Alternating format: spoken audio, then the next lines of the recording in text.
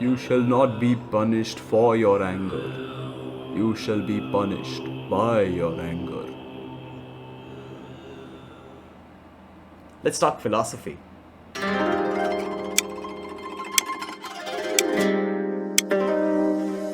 Hey guys, welcome back to Minute101, the show where we take a series and we run it down and we explain it and tell you whether you should watch it or read it or just plain avoid it. We haven't reached one episode where we say you should avoid it, so maybe today's the day.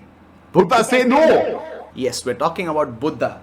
Technically, we're talking about Saint Oniisan, and this brings two of ancient cultures together, and those being Christianity and Buddhism. While this might seem a little weird because they are literally completely different from each other in every aspect imaginable, we have Saint Oniisan, where these two heavenly beings, Buddha and Jesus, you might have heard a little bit about them, decide that they want a vacation from the heavenly realm, and they decide to come to earth. They are now roommates, living together, renting out an apartment, and they got tired of all the meditation grinding and the holy points that they were scoring every day. They wanted to see how the world had changed, and boy, has it changed since the few thousand years that they have not been here, because Jesus has found a new love for technology.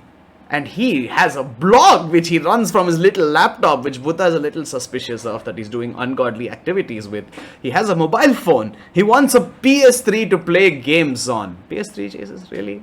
PS5's out. Check that out. It's supposed to be really good. Buddha, on the other hand, seems to have become an otaku. He really loves some anime and manga, and we're not sure why exactly. Hey guys, can we get Buddha on weeb101?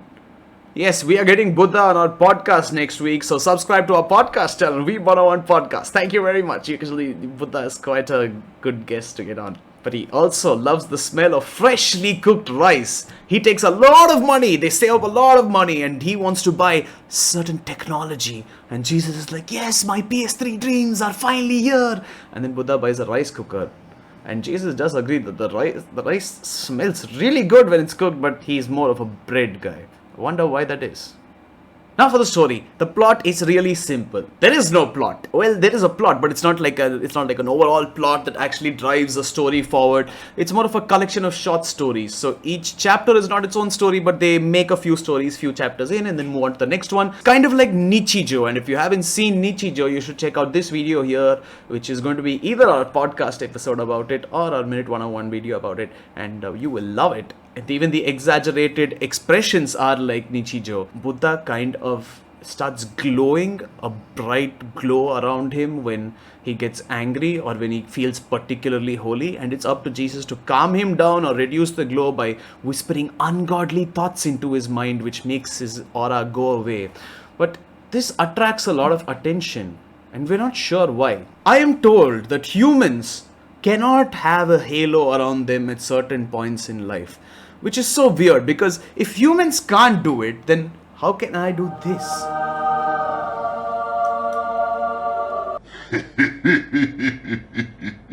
Haters will say it's fake, but that's my true halo. That's how I look. My halo comes up from here. Now Jesus can calm Buddha down, but when he gets worried, his crown of thorns starts biting into his head and making him bleed an ungodly amount. Ungodly. Jesus has these angels which come to help him, and they think he's getting crucified again. So if you meet Jesus on the road, don't alarm him. It's not going to end well for you. But speaking of these angels, you have a few cameos from the heavens above and from the past of Buddha and Jesus. In fact, if you can find Jesus' father, the big G himself, in the anime or manga, let us know in the comments down below, because we were quite surprised when we saw him. He did not come in the form we were expecting him to say the least.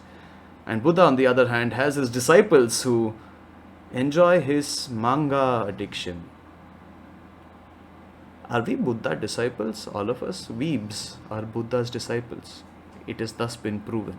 Now, we're not going to reveal too much about the story. Not that there is much to reveal about the story, because it's all just humorous stories that you can enjoy wonderfully for yourself.